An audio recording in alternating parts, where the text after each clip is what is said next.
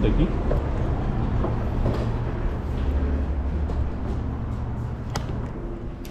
Yeah, it smells good in here. Fucking baked goods. You know, like fasteners and shit. What's up, Mitch? How you doing, bud? How's life treating you? Good? Have you seen our guy Ted lately? Talk to him all the time. Oh yeah? I don't see him too much. This is my buddy Kiloz. He's from Ohio. Okay. He's the one who derailed the train. Oh yeah. Is that where they're dying of the pollution and the chemicals and the... Oh yeah. Yeah, fuck. Hey, what? How much does a fitting like this go for? A tea like that? Yeah, a tea like that. I'm gonna have to. I would have to weld it into a tank. $35. 35 bucks. Mm-hmm. Okay. And you have these in a dash 4 as well? I don't think so. That's one of the specials I have right there. Just one? I don't might have some more. I have to go look and Okay. see. But... All right. So it's about 35 bucks. I just want to let a customer know. Uh-huh. Yeah, I brought him out from Ohio. He's a lowrider guy in Ohio, and I told him this was the spot. Yeah. And you deal a lot with a lot of lowriders. We do back in the days. Yeah. Yeah, we still deal with the lowriders. Yeah. Saw a lot of cannon plugs to them. Used to sell a lot of hydro airs and Adels. You know, I mean, and Adels and not the brand new one that they have. What's the other one? The ADEX. ADEX. Yeah, we don't deal with it. You know. You still get the hydroids and stuff?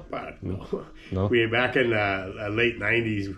We sold the shit out of those things. I'd get 50 of them in, then 50 be gone. I get 25 in, they'd be gone. Yeah. You know, we You have that one sitting there too. Yeah, that's a normally open though. I never was able to find any more normally closed. And then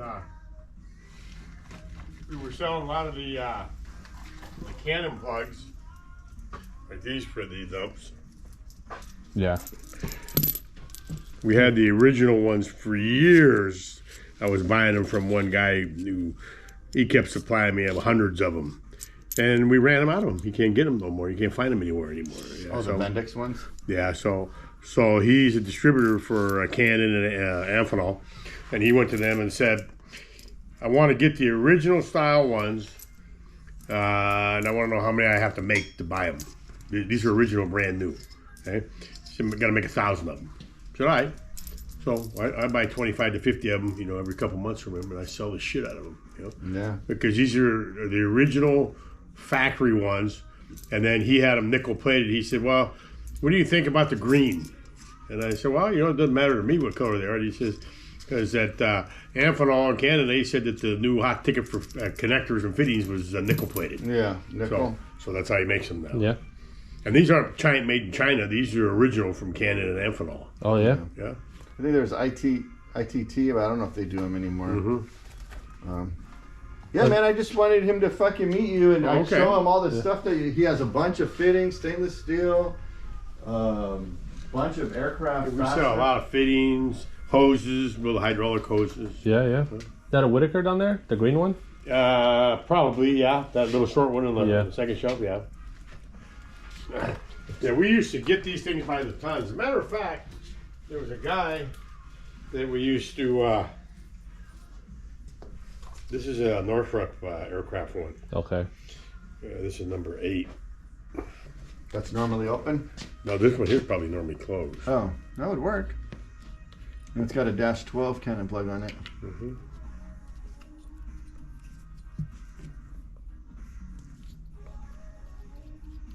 Yeah, it's basically just a solenoid valve, dude, just on and off.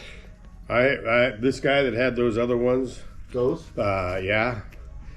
He wanted. I could have bought them very reasonably, but they're, like I said, they're normally open instead of normally closed. Yeah. And so I called up a guy that does electronics, aerospace electronics for hydraulic valves like these, and I sent him the sample, and he looked at it, and he says, "Yeah, I can rewire these, make these things normally closed." Yeah, okay. I said, "What do you get to rewire them?" He said, $300 a piece. I said, "I'm gonna pay you fucking $300 a piece to rewire them." Oh, it's the coil that will make it? I don't fucking know what he was gonna do. He was gonna do something to make them reverse. You know, where it stayed normally closed. You know, because that's a normally open one there. Yeah. Yeah. Baby A. But we sold those. We sold check valves, number 8 female check valves. I had like 4 or 5 guys that used to come in here that they said, I'll make a phone call real quick. If you get 50 of them, I'll take them all. Yeah. If you get 100 of them, I'll take them all. Right? And I said, well, I can't sell everything to one guy in the industry. I said, I have to split them up. Yeah. I said, this is what I have. If you want to buy them all, I'll take them all. Yeah. And then I called one of the other guys and say, this is what I got. He said, I'll take them all. Yeah. That's badass. What kind of check valves were they? Well, Were they Adels? Or because you said they were female to female, right? Yeah, like this. Yeah. Man. These were... What do those go for now? well, if we can find them, you know, it depends. Yeah. You know, they go anywhere from $75 to $150. Yeah. You know. Number 8. Mm-hmm. You know, I have a worldwide search system. Yeah. 2 worldwide search systems. It search all over the United States and the world for parts like this. Yeah. Some people know what they are. Some people don't know what they are. The people that know what they are, they'll tell you this is all the obsolete stuff for a B-2 bomber or something. Yeah. And we're gonna have to get like $500 for this thing. Yeah. And then some people have them on the shelf. They don't know what the fuck they are.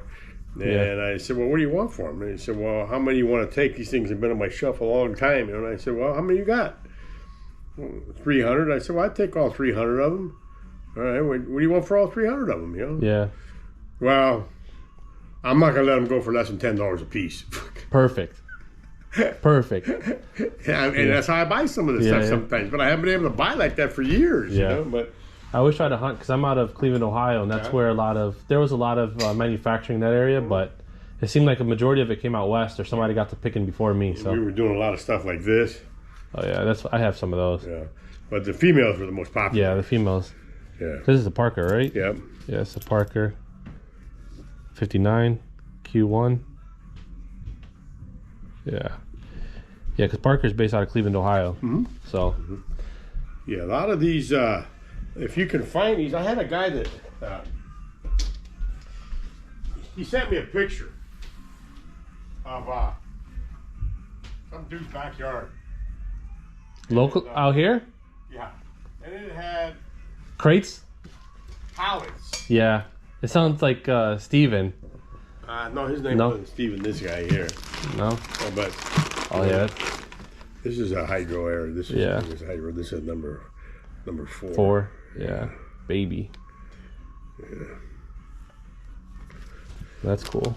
But he sent me this pictures of this guy that had pallets of inventory in his backyard, and he says, "Hey, you interested in?" About 10 years ago was this or no? About 3 or 4 years ago. Oh, okay. And I said, "Well, it depends on what he has. Take some good pictures of it for me," which he did. Yeah. And I said, "What is there any Those cannon?" were good. I said, "Is there any cannon plugs there?" He says, "Nah, those are all gone." I said, "Was there any hydraulic valves? You know, hydro airs or?" Yeah. He said, "No, those are all gone."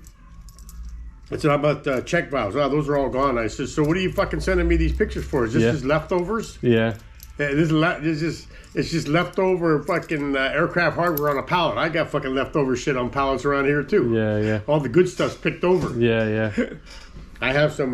Those work. I have tanks. Yeah, those work good. I have some tanks right now. The A6? Huh? An A6? Well, I don't know which ones they are. I took a picture of them. And you gotta get a picture with Mitch. they're yeah. He's an OG. Those are all right. Those are they're sold. Those who my friend, I had a whole bunch of them at one time of these tanks, and then when somebody found out I had them, they bought them all. Yeah. And then I had 2 left up in the shop back there, and they said, "Take a picture of them. I want to see them." And he said, "Don't show them to anybody else because I want them." Was this Ted? Yeah. See here. Oh, that's A6. Okay. Yeah, those are A6s. He says, I want those tanks. I said, okay. I said, I have 2 of them left, 2 or 4 of them left. I have to go up there and look and see. But he says, don't sell them. I'll take them. I'll take them. How long ago was that? A couple weeks ago. Oh, okay. I'm up there. Yeah. And then, you know Japanese Mike, right? Oh yeah, Mike. Ashiki? Yeah, he calls me all the fucking time. He says, "Wait, you got anything good that came in, Mitch? Got anything good, man? Anything for me to come down and see? Anything for me to buy?" So you get stuff on the regular? Not necessarily. Like I said, you know, there's for example, I think it was Ted or one of them gave me some original part numbers, Yeah. valves and stuff like this. I even went online and looked at this part valve, this part right here. Yeah. And somebody has these on the shelf, normally open. So I said, well, I just got Ted, I think, sent me the normally closed. Let me look at something here. But I have 2 systems that search aircraft part numbers. Yeah. Not parts, aircraft Parts numbers. Yeah. If you know your part number, Yeah, you I'm can aware. end up with some pretty good stuff, but you Yeah. gotta know the fucking part numbers. Yeah. You know? I get people that call me and ask for part numbers all the time. I said, I don't sell part numbers, I sell product. Yeah. They want me to do all the fucking homework for them, you know? But Ted Wells and some of the guys said, hey, you know, if you find that stuff, we could get rich with that stuff. Yeah. I started laughing. So you still moving from here, Mitch? No, my landlord renegotiated with me, but they still fuck my No. He's talking about, God, he does Norton Sales. Oh, okay, yeah. Yeah, I know that was one that went to Huntsville, and then there's somebody up in like Oregon somewhere. Okay, there was a guy, and his name was Woody Sinclair. When I went into business, I was 35 years old, and Woody was 70. Yeah. And he had been in business for 50 years. Oh shit. You know, and I was buying valves and check valves and stuff like that. And he would send me shit like this. I'd go over and I'd go pick up something, and he'd have a whole box full of shit for me. And he said, check this out, see if you have one of these. I got thousands of these things, man. You know? I go over there and he says, I got some of these, and I got some of these, and I got some of these. I got thousands of them. Here's some samples, Mitch, if you could use those. And then I'd show him those little zigzag valves, the number 8s. Oh yeah. And I says, how about these? He says, yeah, I think I got some of those. Yeah, he was a little old guy. He wore these wingtips that were worn out, you know, fucking dress pants at the knees were paper thin on, and a little wool sweater. And he walked right, and the way he made his invoices with a little 1950 typewriter when they came out. Oh yeah. Fuck. But he had a 20,000 square foot warehouse, a 10,000 square foot warehouse, and another 10,000 square foot warehouse behind. He owned that whole property, right? And he'd been in the business forever. And I went and I says, you know what I need? What do I need? He says, you'll never find it back here. Tell me what you need, right? Okay. Then I says, so, well, I really would like to walk. You're not going to find anything. It's just nothing but boxes, okay? I'm the only one that knows where it's at. It's in my head. Yeah. Tell me what you're looking for, right? And you go in there and he's got these strings hanging from the ceiling all with light bulbs, you know, hanging from. He passed away about maybe 10 years ago. And he was 92 when he died. Damn. Yeah. And I called down his shop because he used to go to his shop and just hang out. Yeah. Because that's what his life was all about. Yeah. I think he drove a 70 Oldsmobile Cutlass that had probably 500,000 miles on it. You know, those old fuckers, they had a lot of money. They just saved their fucking money.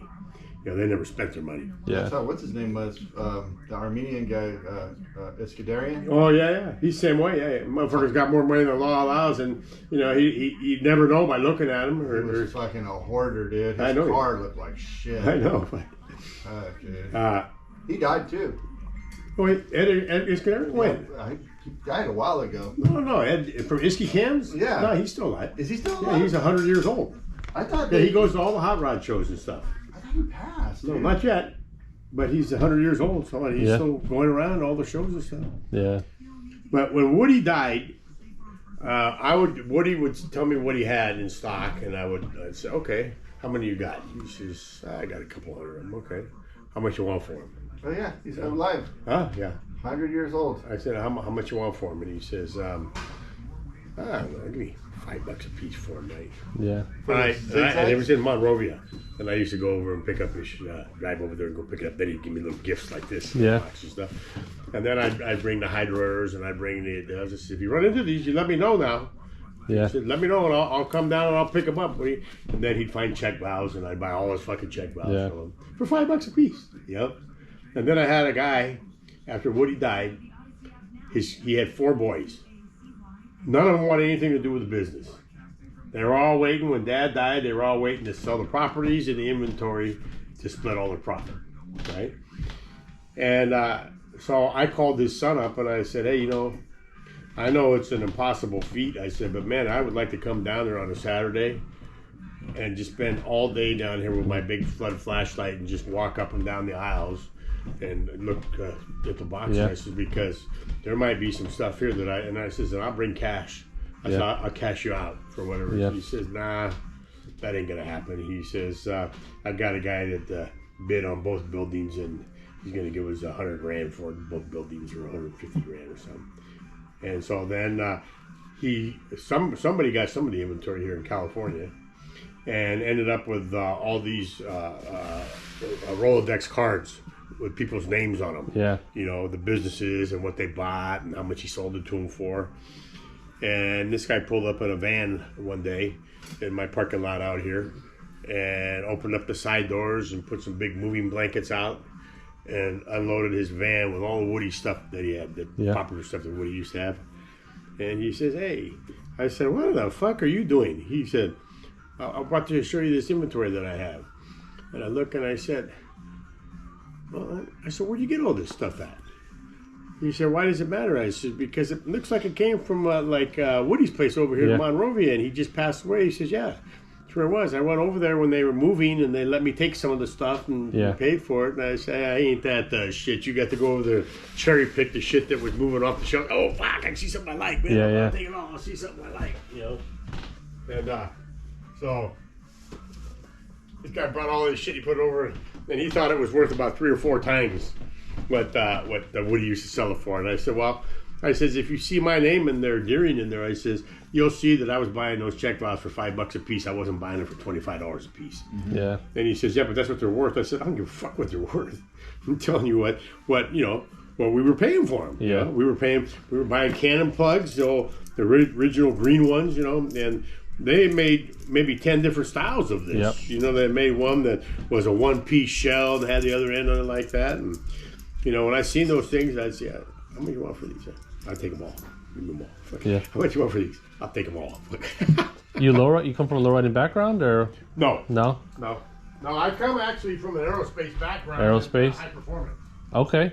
So I kind of got mixed in the businesses together, and here I am. No, that's still a cool story.